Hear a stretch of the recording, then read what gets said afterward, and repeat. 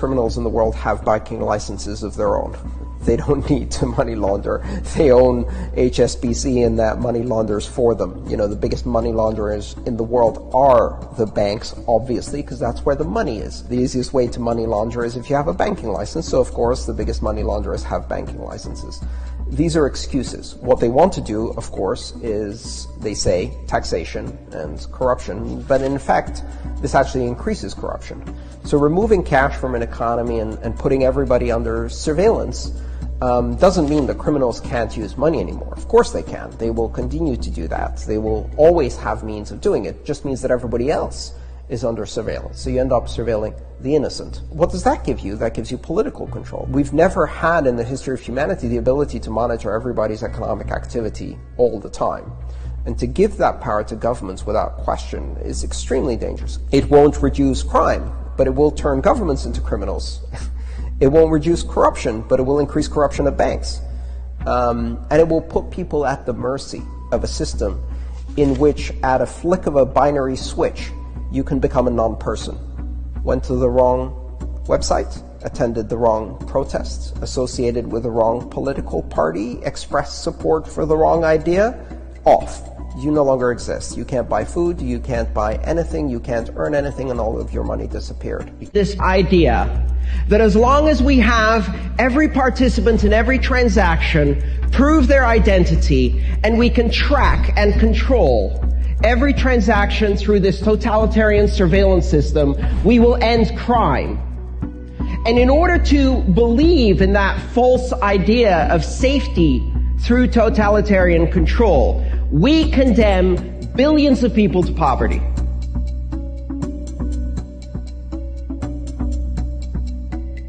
We're sitting at a historical crossroads where the future of money is going to be digital. We're seeing a concerted effort around the world to ban cash, to reduce the availability, the value, and the liquidity of cash everywhere in the world. We saw India demonetize the top 2 value notes they have.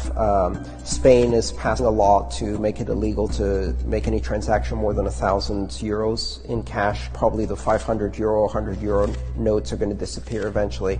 You're seeing this process of demonetization, of removing cash from the economy in order to funnel it all into banking systems that are under constant control and surveillance. This is a very dangerous future, right?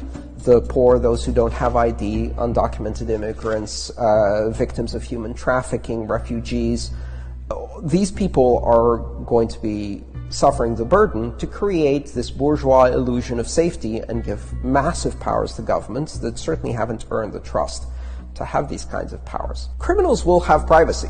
The question is whether the rest of us will.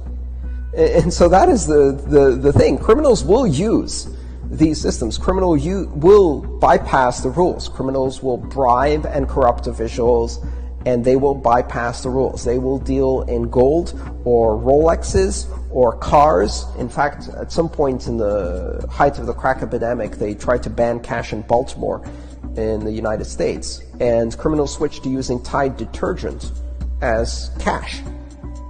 Fungible, transportable, brand unforgeable, and useful. Just crates of Tide, move it around different right. houses.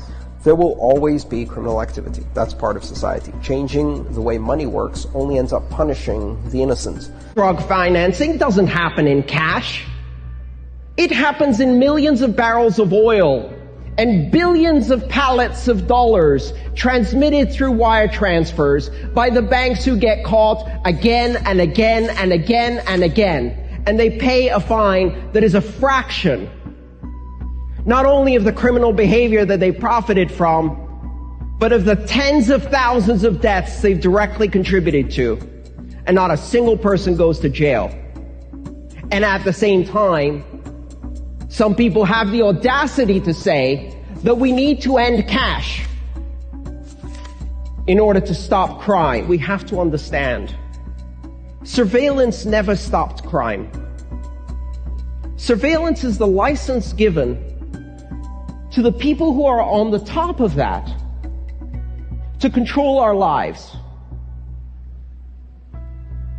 They will commit crimes. They will commit the worst of crimes. what I call mega crimes. Mega is the prefix we use for millions. A mega crime is one where, for example, you foreclose on 1 million homeowners and don't go to jail. That's a mega crime. We're doing surveillance and analytics to catch a petty drug dealer who's selling pot for Bitcoin. Who's doing surveillance and analytics on Lockheed Martin? Who's doing surveillance and analytics on the money laundering banks? Nobody. Do you know why? None of them ever go to jail.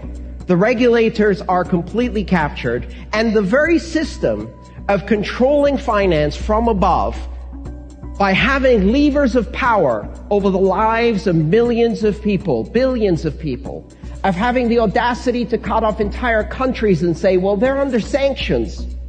They're not privileged enough, they're not people enough to gain financial services. Guess who that attracts? If you build levers of power like that, the very worst sociopaths in our society are attracted like flies to shit to grab hold of those levers of power and destroy all of your freedoms as quickly as they can.